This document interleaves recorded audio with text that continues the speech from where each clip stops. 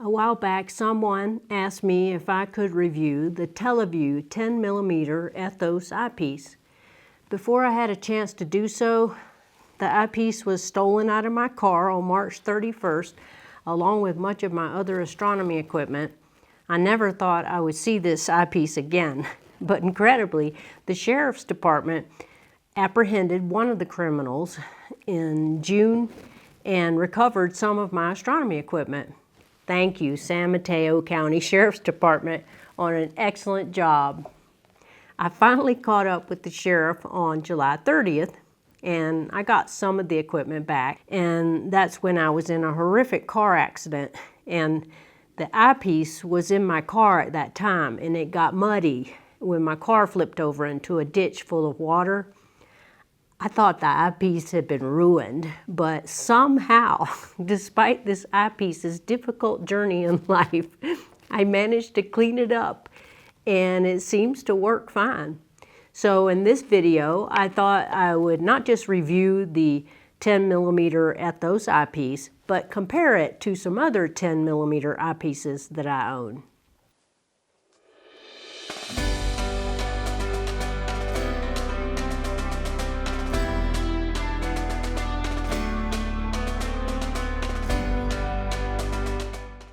Hello and welcome to the program Sula's Big Adventures with me, Sula.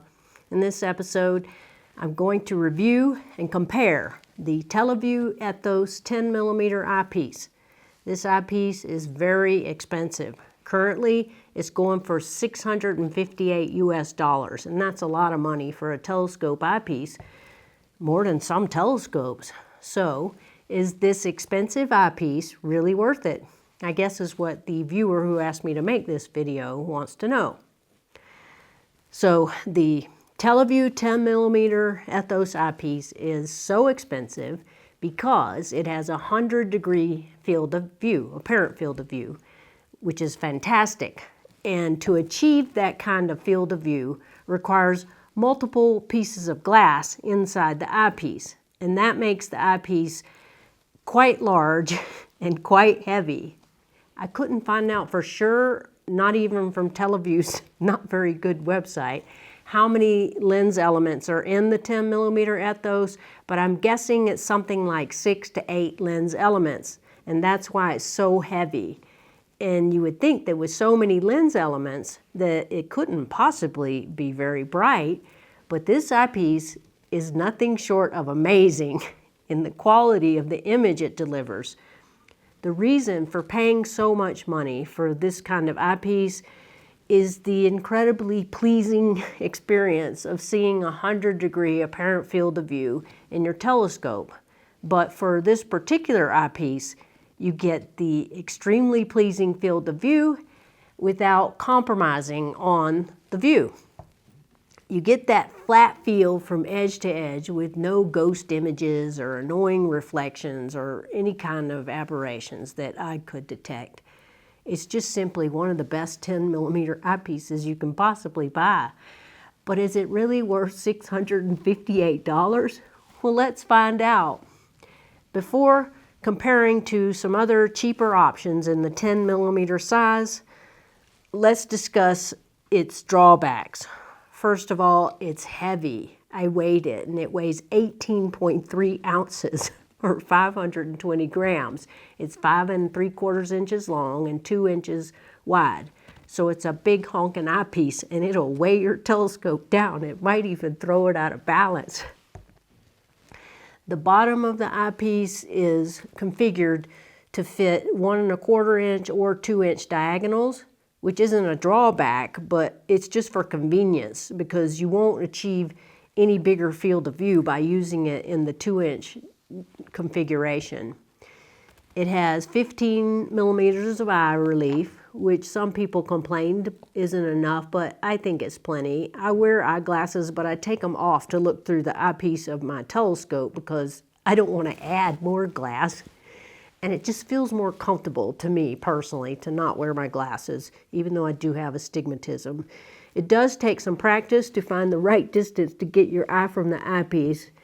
So those are the drawbacks. It's very heavy, it's very expensive, and it's very large.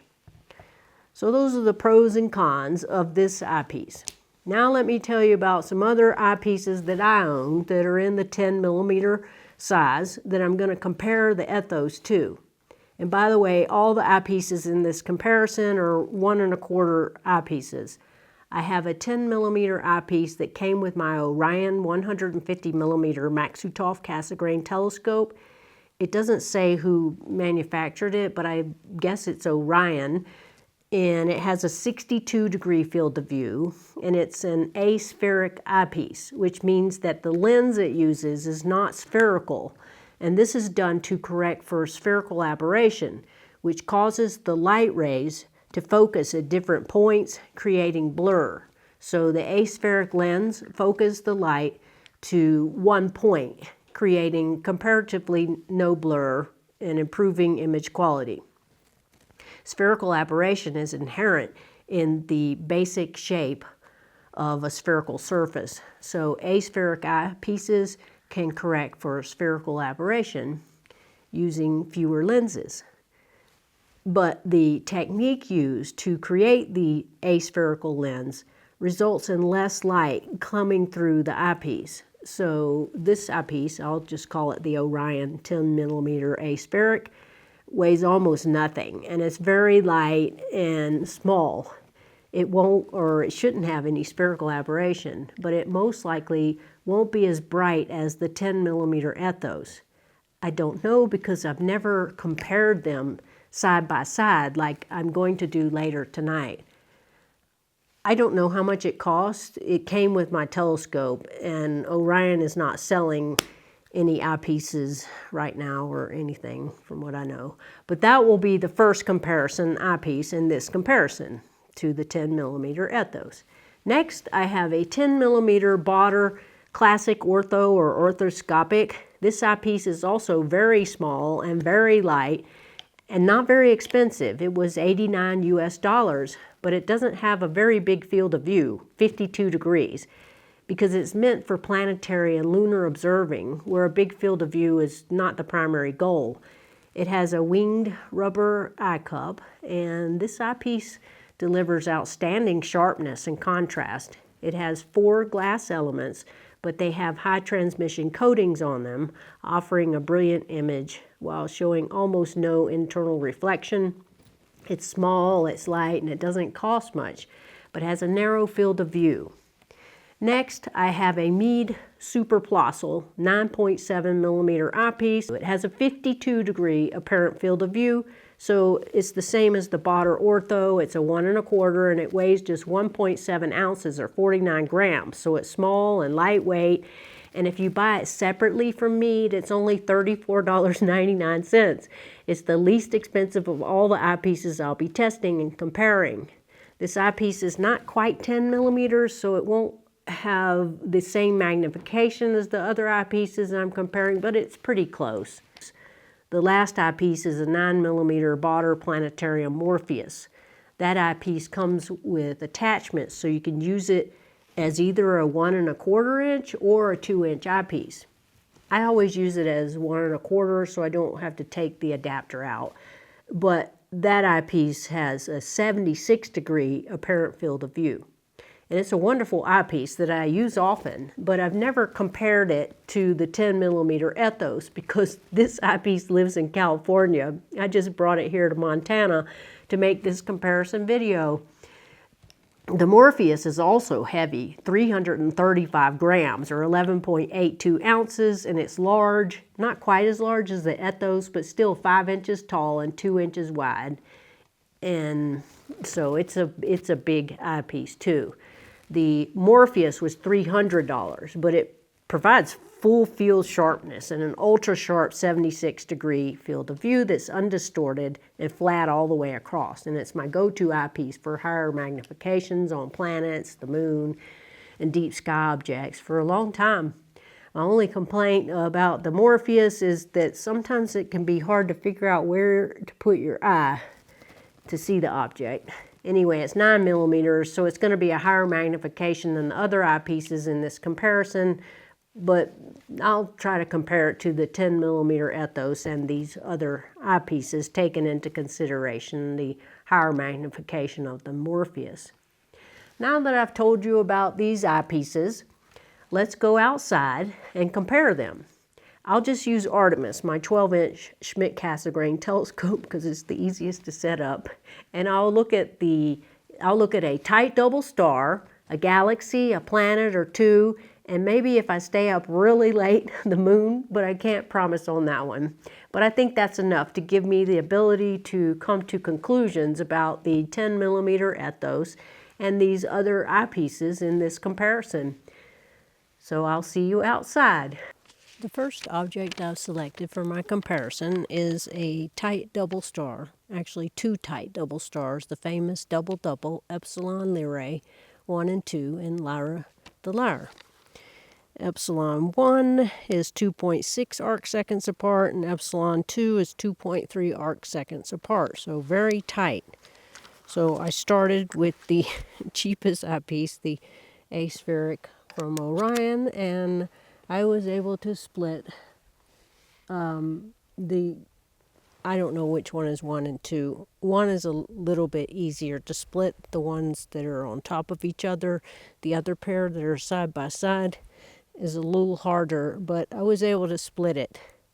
Now there's not much of a field of stars around it, but I didn't see any distortions in the field, and I split it. Next I went to the Meade Superplossel 9.7, so it has a slight advantage because with tight double stars you want to get as high as a magnification as you can, and I could split it and split both of them, and it seemed a little dimmer at the edge, but I didn't see any distortion. And then I went to the Botter 10mm ortho, and it doesn't have very much of a star field at all. It's got a very narrow field of view, but I was able to split both. It's very annoying because I have to refocus for each eyepiece, even though they're 10mm except for the Meade, but I split both of them, but there's hardly any star field to look at, but it looks fine. And then this is where the Morpheus has a distinct advantage because it's 9mm, and I was able to split the two double stars with it, and it has quite a star field, and it's very crisp to the edge, and I was able to split it more easily, but that's because it's a higher magnification because it's 9mm.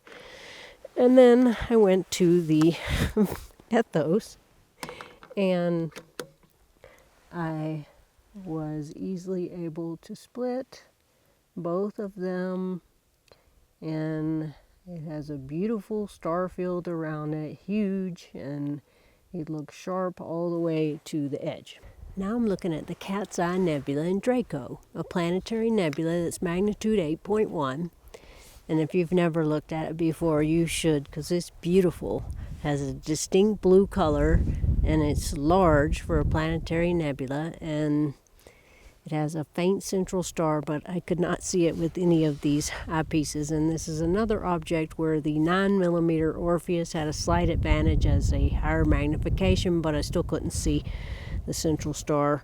But it looked best in the Ethos, because there's just something really pleasing about looking at this beautiful object with this large star field around it. And it looked good in the Botter. The aspheric, I was looking at this star at the extreme edge of the field of view in the lower right-hand corner, and it just didn't look as sharp as it did in the Ethos. And I know that's picky, but isn't that what comparing eyepieces is about? But mostly it was just really pleasing to see that big star field in this beautiful object. And the Botter did well. The Meade was okay, but the aspheric, I don't think it's quite as sharp as the other eyepieces on this object anyway. So next we're going to look at a planet, Saturn. my telescope did not come with an eyepiece holder. My LX90 8-inch did. I don't know why this one didn't, but I don't have anywhere to put all these eyepieces, and it's kind of hard because I have 5 eyepieces. But other than that, she is a rock star. Now I'm looking at Saturn, and it looks great. The seeing is very good tonight. Not as good as the other night when I was comparing this telescope to the 6-inch refractor, but very good. And it looks very nice in the aspheric. I can see 4 of the moons. One of them is very close to Saturn. In the Meade superplossal.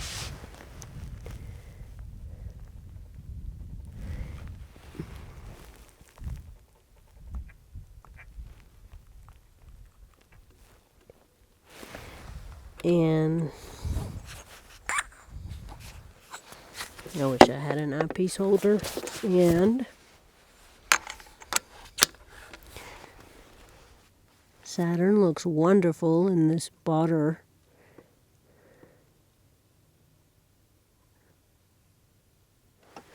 And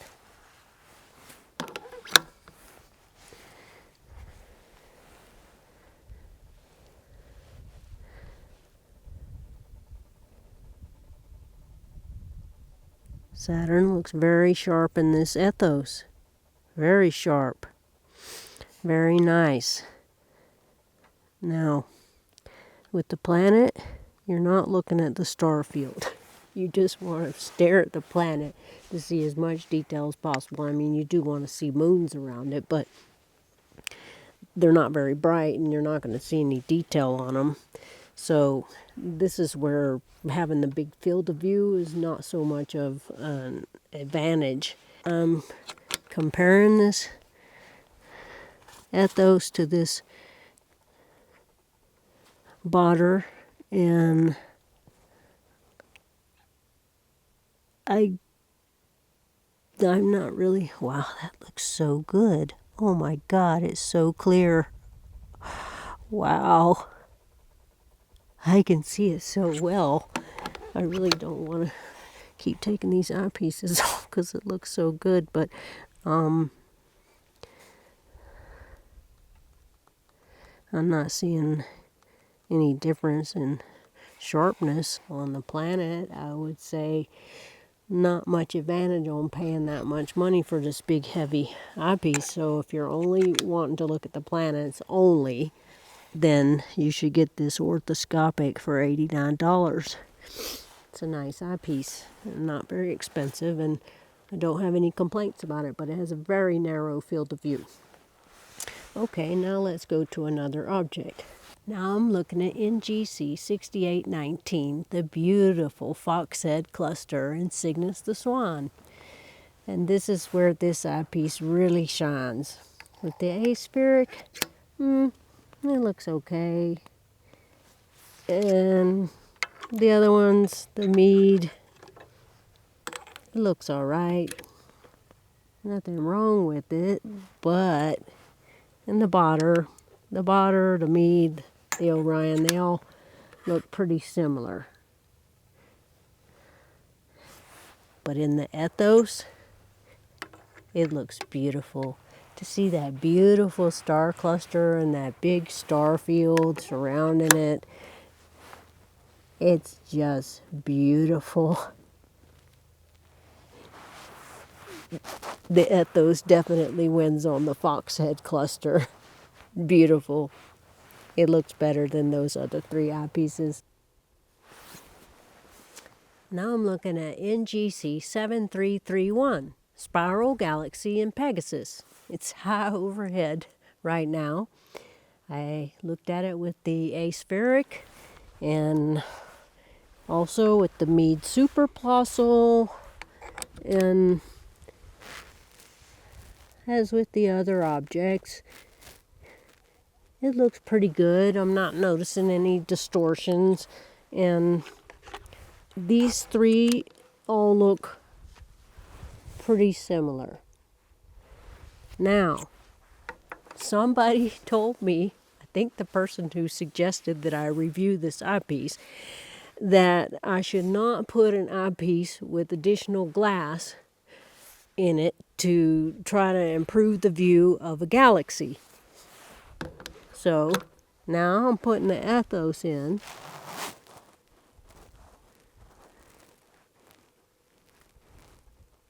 And I can make out the spiral structure with this Ethos, and it looks great.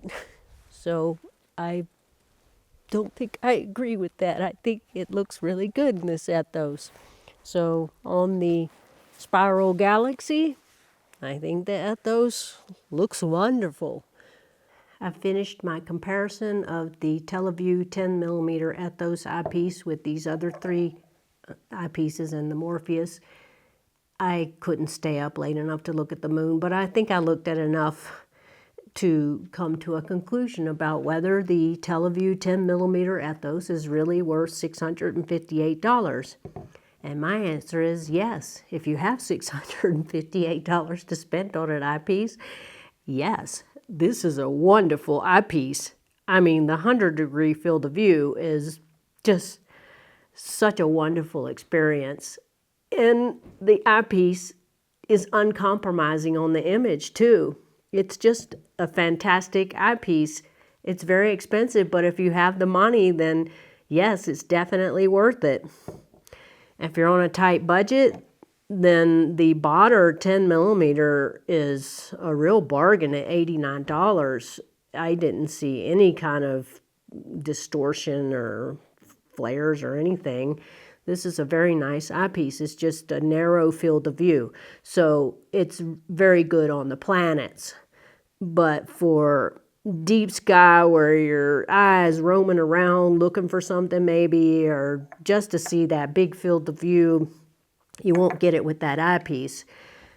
The aspheric and the Meade Plossel both had some, I guess you'd call it dimming at the edges, but they're still both very good eyepieces.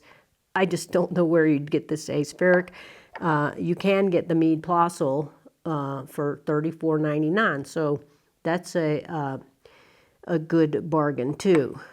But if you have the money and you can afford it, then this 10mm Ethos is incomparable. It's just a fantastic eyepiece. So I highly recommend it. It's expensive, so it's not for everyone.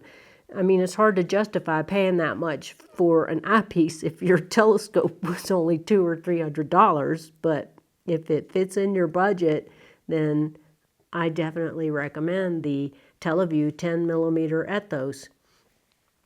Where it really stands out is when you're looking for some deep, faint object. And also, it was really nice to look at the star field when I was looking at the open clusters. That's where it really shined. I don't think there's much difference on the planets between the Ethos and the Botter, for example. So that's my conclusion about the Televue 10mm Ethos eyepiece. I highly recommend it. That's it for now. I'll see y'all soon. Until then, get outside and enjoy the night sky. Dark skies forever. Sula signing off.